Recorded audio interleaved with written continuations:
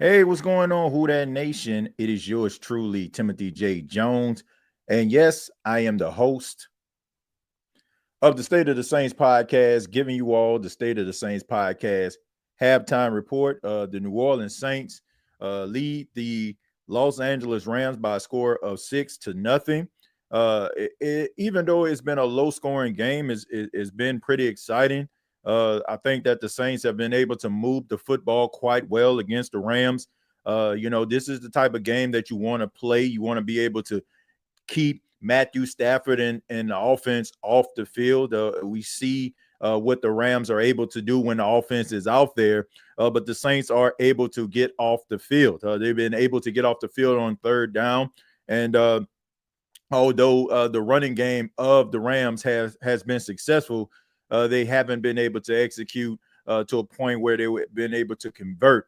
But the New Orleans Saints, this is a really good game plan, but you got to be able to take advantage of the opportunities when they present themselves. The Saints had an opportunity to score. There was a check down from Derek Carr to Alvin Kamara. That was a touchdown, but you end up getting a penalty on Tallahassee Fuaga for being ineligible receiver downfield. And then all of a sudden, I think that this was a little bit of a missed call there on Trevor Penning, saying that, it was a clip, which it wasn't. He was trying to go after one of the guys. He whiffed on the block, and he just so happened to run into the legs of the cornerback for the Rams. But, this is a smart game plan, but you got to be able to take advantage of it. I look at the offense. The Saints are able to move the football. Alvin Kamara is running the ball quite well. I think that the game plan by Clint Kubiak and the play calling has been good in the first half, just like it always has been. Like, he has done a masterful job in the first half of games. It's the second half I've been having concerns about. The second half is when these teams go into the locker room and they make the adjustments. The thing about it is, the Rams, they have a really good head coach on that side, and he will make those adjustments.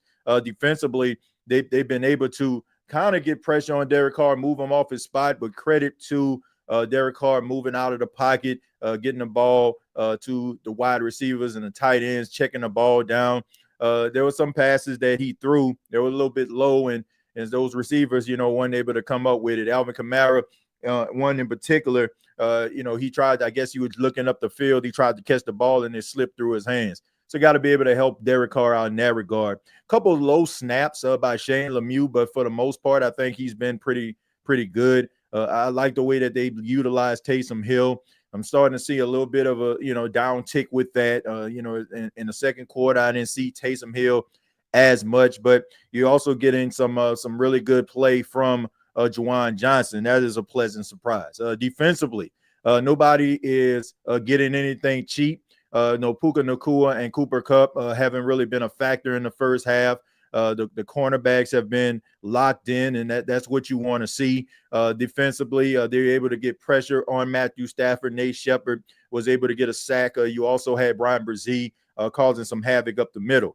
My biggest concern from this defense is the run defense. The running game of the Rams are getting chunk yards. I mean, I want to look at these stats here right in front of me, and I'm taking a look. Kyron Williams, 6 carries for 42 yards, a 7-yard average. Then you have Blake Corum, the rookie. He has 6.4 average, 5 carries for 32 yards. So they're going to have to be able to stop these guys from running the football. And I know it sounds crazy to say, but you got to be able to stop this, because if you don't, then that's going to set up the play action for more explosive plays down the field to players like Cooper Kupp and Puka Nacua. So the Saints have got to be able to kind of tighten up on the run defense. I understand that it's been a problem all season. A Tiger, in this case, can't change his stripes, but you're going to have to figure something out, because this game is too close. I mean, the Rams get the ball back at the start of the second half. So, they go down there and they score a touchdown. They got themselves the lead.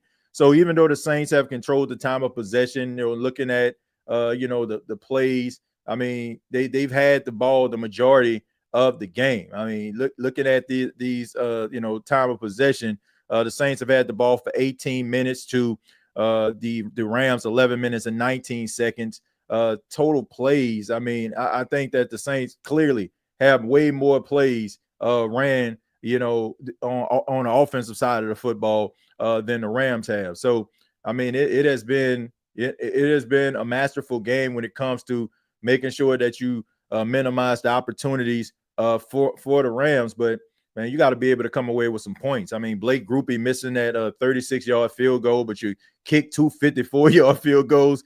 I mean, unbelievable, man. But you make all 3 field goals. Now the score is 9-0, and even though the Rams get the ball back, you still would have a lead if they were to go down and score. So hopefully the defense can get some pressure on Matthew Stafford and be able to kind of button up a little bit on the running defense, and I think they should be fine. I think it's been a great game and a great way to approach this game.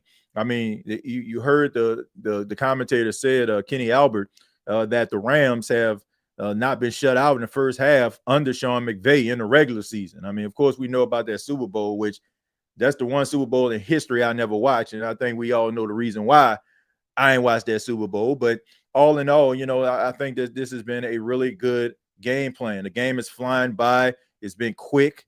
And the Saints are just trying to get up out of here. Nobody remembers, how you win a football game. Nobody cares about the score at the end of the day. It's just about wins and losses. So if they can continue this, then I think that, they should be fine. But I'm concerned about the second half adjustments. I can't see, the Rams not making some adjustments to the Saints have to be able to adjust as well. I think the one thing that Clint Kubiak does have going for him in this case is his familiarity with Sean McVay, his time with the 49ers. Of course, we know the 49ers and the Rams, they're in the same division. And, him being, the coordinator and the quarterbacks coach, assistant coach, etc., helping out under Kyle Shanahan, I think that is kind of helping him in this game to be able to understand who does what, where the bodies are buried. So he's pretty familiar with these Rams players and what they're capable of.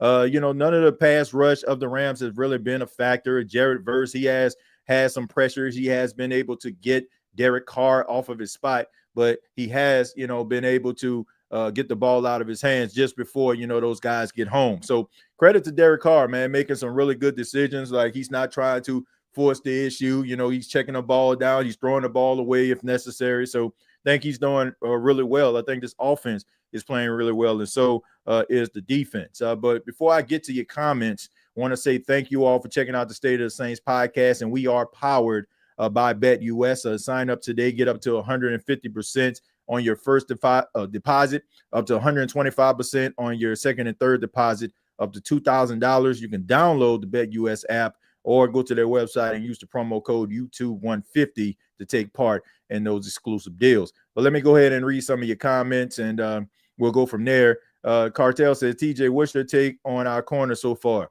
I think that, they playing okay, but here's the thing, Cartel. The Rams haven't been on the field long enough for me to honestly make an assessment about them.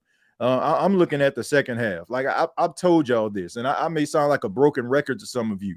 I don't have an issue with Clint Kubiak in the first half. I think that the way that he approaches the game, the way he starts the game is mostly masterful. He's done a really good job with first half offense, getting the ball into the hands of Taysom Hill, utilizing Alvin Kamara.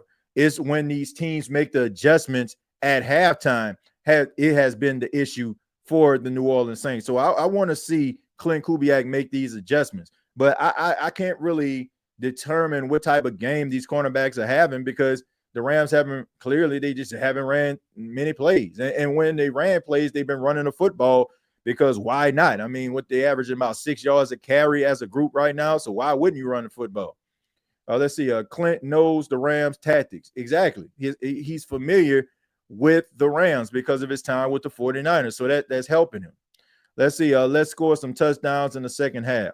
Yeah, I just think that when you get down to the red zone, you got to be able to come away with points. Look, I know that, it's a masterful game. The way that they're approaching the game, I mentioned it, and I'm going to continue to say it. I think that it looks good. It can actually win you a football game, but you have to be able to come away with 6 instead of 3, man. This is a high-powered offense. Like, I know they don't look like it today, and they haven't because they haven't had the ball much, but this is a team that can put up points on the board. And I guarantee you when Sean McVay goes to that locker room, he's going to tell those guys, man, they ran so many plays and all we gave up is 6 points. So that's a plus. That's a win for them. Most of the time when teams control the ball this way, the game isn't even really closer. They're up by like 2 touchdowns. So the Saints have some self-inflicted wounds that have cost them to be able to be up more than what they actually are. But, man, you got to be able to take advantage in the second half. Let's see, bro. I think Rizzy has better game planning than that bum DA. I believe the Saints win this 16-3. Well, we'll see, man. I mean, I still think that the game is early, and I'm looking at these adjustments and how they're going to be able to make these adjustments. Don't just go out there and be like, okay, man, we did this well. Got to be able to utilize some of these other guys. I only seen Valdez-Scantling get targeted one time, maybe twice. I like the way that they're using Kevin Alston. I think that the fact that they haven't really used these wide receivers, the defense of the Rams don't know how to approach them. So let me read some of these stats, and then we're going to go ahead and get up out of here. I'm going to go ahead and leave the link for the Bleacher Report post game. We'll be live on Bleacher Report immediately following the Saints versus Rams, and of course, we'll be back here on the State of the Saints podcast once it's all said and done on Bleacher Report. So still got plenty more show for you all. But let me go ahead and read some of these stats here. It says Derek Carr 15 of 23 for 83 yards. Alvin Kamara 12 carries for 80 yards. You have Taysom Hill 4 carries for 8 yards. Derek Carr 1 carry for 3 yards. Taysom Hill 3 catches for 31 yards. Kevin Alston he has 2 catches for 15. Juwan Johnson 3 catches for 11. Valdez-Scantling 1 catch for 8. Jamal Williams 1 catch for 8. Foster Monroe 2 catches for 6. Alvin Kamara 3 catches for 5 yards on 4 targets. Will Harris leading the team in tackles with 5. Ugo Amadi with 4. Pete Warner with 4. Kool-Aid McKinstry with 2. Demario Davis with 2, as well as Alontae Taylor. Then you have a couple guys with 1. Nathan Shepard, Tyrann Mathieu, Nephi Sewell. Blake Ruby even got in on the action. Cam Jordan, Peyton Turner, John Ridgway all have 1 tackle and no turnovers by any team in this game. So in the second half, I want to see these adjustments. Hopefully the Saints can be able to get it done. Once again, come on over to Bleacher Report immediately following the game. We'll break it down. And then, of course, right back here on the State of the Saints podcast. Once again, we're powered by BETUS. Sign up today. Get up to 150% on your first deposit, up to 125% on your second and third deposit. Use the promo code YouTube150. Enjoy the second half. Till next time, all I got to say is